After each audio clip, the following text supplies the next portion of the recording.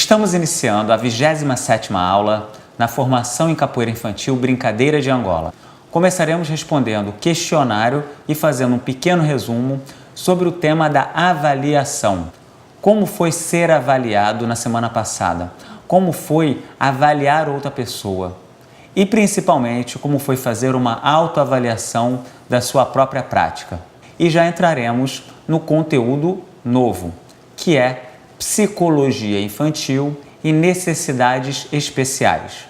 A nossa proposta com a capoeira é facilitar o acesso de todos. Isto inclui os alunos que são diagnosticados com qualquer tipo de patologia, inclui os alunos explosivos, os alunos que dão problema, os alunos sem limite e todo tipo de criança que foge à normalidade padrão. Como que eu consigo dar aula para uma criança autista que não faz nenhum tipo de contato visual, nem responde a nenhum dos estímulos que eu tento fazer para estabelecer conexão? Como que eu dou aula para um aluno cadeirante? Como fazer para trabalhar com crianças cegas? Como fazer para trabalhar com crianças que têm algum tipo de deficiência diagnosticada no meio de outras crianças que estão dentro do padrão de normalidade? Essas são perguntas de difícil resposta, que têm inúmeras variáveis e vão demandar de cada professor estudos específicos para cada caso e individualização de cada criança. Tem algumas dicas para você trabalhar com essas crianças. A primeira delas é a nossa regra de ouro. Não rotule, não diagnostique nenhuma criança como autista, como DDA, como hiperativa. Criança é criança e acabou. E isso nos leva a pensar na segunda regra: nunca recuse um aluno. Se você estiver em dúvida se você está preparado ou não para dar uma aula para um aluno deficiente, para um aluno com paralisia cerebral, para um aluno autista, feche os seus olhos e pense: eu estou preparado para ter um filho autista? Eu estou preparado para ter um filho com síndrome de Down? Eu estou preparado para ter um filho com paralisia cerebral? Se você respondeu não para esta pergunta, você não está sozinho. Ninguém está preparado para isso. Ninguém foi preparado para gestar uma criança na barriga e depois de 9 meses ver que aquele menino não vai jogar futebol, que aquela menina não vai subir árvore. Nós não fomos preparados para isso, mas isso acontece. E os pais dos nossos alunos tampouco foram preparados e estão vivendo com eles, fazendo o melhor que eles podem e levando essa criança para nós, para você. Você é a pessoa que vai poder interferir positivamente na vida dessa criança. Os pais contam contigo. Qualquer patologia tem níveis diferentes. O síndrome de Down, às vezes, é uma criança totalmente normal para uma aula de capoeira, consegue fazer qualquer tipo de movimento, consegue brincar com as outras, tocar instrumentos, e às vezes é uma criança que não interage com as outras. Temos que ver caso a caso e estudar individualmente cada um dos nossos alunos. O segundo grupo tem mais a ver com a psicologia infantil, em como fazer para tratar com crianças difíceis, crianças consideradas problema. Isso pode ser uma criança explosiva, uma criança que não aceita perder, uma criança que não aceita ser contrariada, ou talvez aquela que simplesmente não tem limite algum. A primeira regra continua sendo: não rotule, não diagnostique, não bote um apelido naquela criança que fortaleça o estigma negativo que ela já traz. Os rótulos são profecias autorrealizáveis. Quando nós falamos que uma criança é aquela que bate e olhamos para ela e dizemos: sempre você batendo, sempre você machucando os amigos, a tendência é que ela queira corresponder à nossa expectativa e continue sendo aquela criança que bate e morde os amigos, porque nós estamos reforçando o comportamento negativo ao invés de estimular o comportamento positivo. Acredite na mudança da criança, no poder de transformação. Nós temos alunos que chegam da sala de aula com o estigma de serem terríveis, de baterem nos outros, de morderem, de quebrarem o material, de xingar os professores. E quando chegam na aula de capoeira, são os nossos melhores alunos. A criança mais problemática que você tem na sua aula é a que mais precisa de você. Mas Ferradura, eu tenho uma turma que é diferente das turmas que eu vejo nos vídeos que você bota. A minha turma de alunos é terrível. Tem o Joãozinho que bate em todo mundo, tem o Carlinhos que morde geral, eles são uns capetinhas. Meu amigo e minha amiga, criança é criança. Pode crer que eu tenho outros que são tão terríveis quanto os seus, e em qualquer lugar do mundo tem crianças desta mesma forma. Como que nós vamos lidar com essas crianças? Uma forma muito boa é a firme doçura.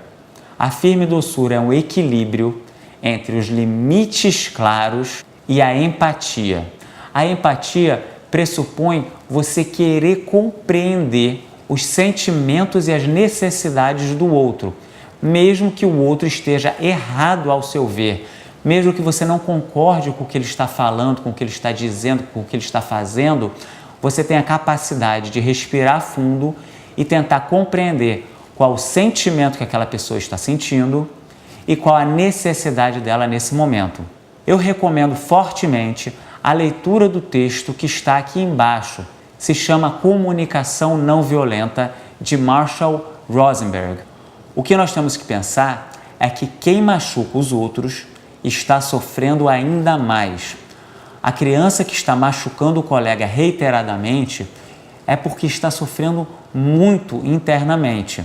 Se a criança começa a se bater, se machucar, se jogar no chão, imagine o nível de sofrimento emocional interno pelo qual ele está passando. O outro grupo é o das crianças difíceis, aquelas crianças que dificultam a nossa aula. Ele pode ser dividido em dois: a criança que está precisando de um apoio emocional e a criança sem limites. Aquelas que precisam de um apoio emocional são geralmente aquelas que chegam falando "eu não quero fazer capoeira", ou que choram por uma coisa muito pequena aos nossos olhos. "Ah, ele pisou no meu dedo, ele mexeu no meu cabelo", ou qualquer outro tipo de reação que pode ser considerada uma bobagem por adultos, mas é muito importante para a criança naquele momento. Geralmente aquela dor não é uma dor física, é uma dor emocional. A criança está extravasando, falando que o amigo tocou nela e que aquilo doeu muito, mas na verdade há uma leitura a ser feita daquela situação. Como que está essa criança em casa? O que aconteceu na família dela? Morreu um cachorro? Os pais se separaram? É uma escola nova? Ela está com dificuldade de relação com os amigos? Tem um monte de coisas a serem lidas quando uma criança fala que não quer fazer capoeira ou chora. A criança pode dizer que não quer ir para a aula de capoeira e, no entanto, a leitura a ser feita é: professor, eu quero muito ir para a aula de capoeira, mas eu preciso da sua ajuda. Tem algumas dicas que são muito boas para a gente seguir em algumas situações. A primeira delas é se colocar na altura da criança. Lembre-se que você é como um gigante. Você tem pelo menos o dobro do tamanho daquela criança. Imagine se você fosse conversar com alguém sempre desse jeito aqui, ó. Você tivesse que olhar para cima para falar com as pessoas. Abaixe para conversar com seu aluno. Se ponha no mesmo patamar visual. Olhe para ela de frente, dentro dos seus olhos. Quando for pegar na criança para abrir a roda ou para trocar o uniforme, informe-a disso.